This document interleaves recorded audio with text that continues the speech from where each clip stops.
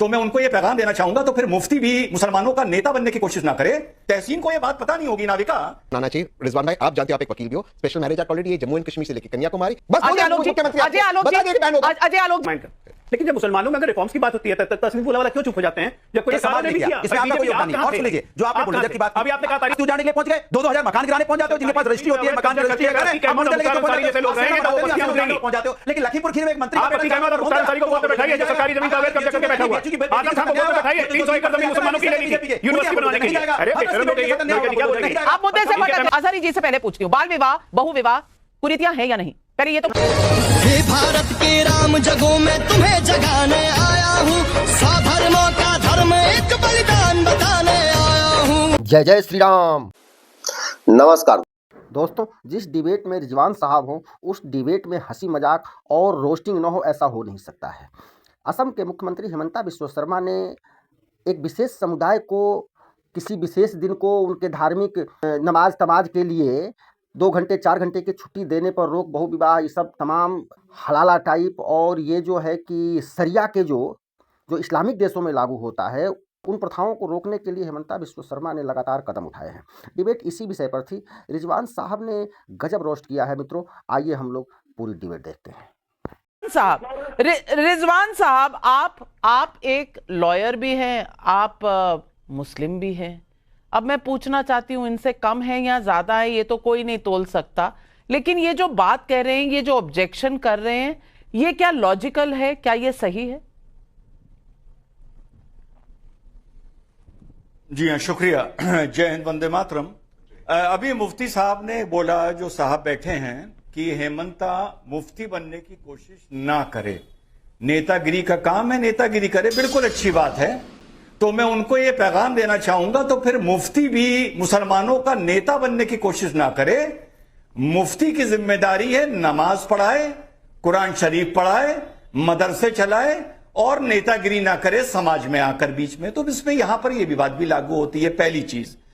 दूसरी चीज, तहसीन भाई को मैं रिस्पॉन्ड करूंगा, he is a reasonable person, कि पॉलीगैमी तो हिंदू में भी बहुत है, पॉलीगैमी और बाल विवाह हिंदू में भी बहुत है, तो आप उनके लिए क्यों नहीं बोल रहे? अरे भाई तहसीन भाई, उनके लिए हम इस बारे नहीं बोल रहे क्योंकि वो विरोध नहीं कर रहे। आप इधर उधर की बात क्यों कर रहे हैं? अगर हिंदू में ये चीज है तो आपको ये कहना चाहिए मिस्टर तहसीन के वेरी गुड, अब इस देश के हिंदू और मुसलमान मिल के समाज को सुधारेंगे। इसके अलावा जो एथनिक कोई ट्राइब्स हैं या कोई हैं, उनका मसला सेकंड फेज में देख लिया जाएगा, 10-20 साल बाद देख लिया जाएगा। तहसीन को यह बात पता नहीं होगी नाविका कि दुनिया में जहां पर भी मॉडर्न लॉ है, even America, even Australia, even parts of countries of Europe, वहां के जो लॉ हैं उन लोगों ने भी अपनी एथनिक ट्राइब्स को उनसे अलग रखा है। Even in New Zealand, in Australia, in America. अब तहसीन चाहते हैं कि भारत एकदम से न्यूजीलैंड, ऑस्ट्रेलिया और अमेरिका के भी आगे रिफॉर्म में निकल जाए, तो ये तो हो नहीं पाएगा। सो तहसीन का ये कहना कि आप ट्राइब्स को भी जोड़िए, ये सिर्फ एक मैटर को उलझाने वाली बात है और रिस्पेक्टेबल मौलाना जैसे बात करता है। तो लेट अस से तहसीन के Hindu, progressive Hindu and Muslim मिलके जो 90% ऑफ द कंट्री पॉपुलेशन बनाते हैं, ट्राइब्स को छोड़ देते हैं थोड़ी देर के लिए, हम 90% के लिए कानून ले आते हैं, बाकी 10% को सन 2040 या 2050 में देख लेंगे। इसके लिए आप तैयार हैं या इसमें भी कोई ऑब्जेक्शन है आपको? मैं रिस्पॉन्ड जवाब दीजिए। रिजवान भाई की मैं बहुत रिस्पेक्ट करता हूँ। He is genuinely one of the most respected progressive people Muslim community में। मैं उनका बहुत रिस्पेक्ट करता हूँ। 2 चीज उन्होंने कहा। एक, उन्होंने कहा कि प्रोग्रेसिव कानून आना चाहिए। रिजवान भाई आप जानते हो, आप एक वकील भी हो, स्पेशल मैरिज एक्ट ऑलरेडी है जम्मू एंड कश्मीर से लेकर कन्याकुमारी, नॉर्थ ईस्ट से लेकर गुजरात तक, एक कानून सभी धर्म, सभी ट्राइब्स के लिए आप उसमें शादी कर सकते हैं। लेकिन और उसमें सारे शादी, डिवोर्स एंड इनहेरिटेंस है, लेकिन उसको भी आगे छोड़ देते। मैं तो कह रहा हूं आना चाहिए यूसीसी। मैं तो आपके साथ हूं। साथ कौन नहीं है? गुजरात के मुख्यमंत्री और गोवा के मुख्यमंत्री, वो कह रहे हैं हिंदू मर्द को पॉलीगमी अलाउड है, हिंदू मर्द को गर्लफ्रेंड अलाउड है, वो उसको डिफेंड कर रहे हैं। मैत्री करार के अंदर वो डिफेंड कर रहे हैं, टाइम्स नाउ के अंदर, कि हम ये कानून नहीं निकालेंगे कि अगर हिंदू औरत को बच्चा नहीं हुआ 25 के बाद या मर्द बच्चा नहीं हुआ 30 के बाद, हम वो कानून नहीं निकाले। हम तो कह रहे लाओ, सबके लिए एक कानून बनाओ, वो इसमें ये एक्सेप्शन ला रहे हैं। मैत्री करार को आप बार बार लेकर आ रहे हैं। मैत्री करार जो है वो कोई कॉन्ट्रैक्ट नहीं है, उसमें कोई आपको बैन होगा? बस बोल अजय दें आलोक जी, मुख्यमंत्री अजय आलोक जी बता दिए कि बैन होगा। अजय आलोक जी जवाब दे दीजिए।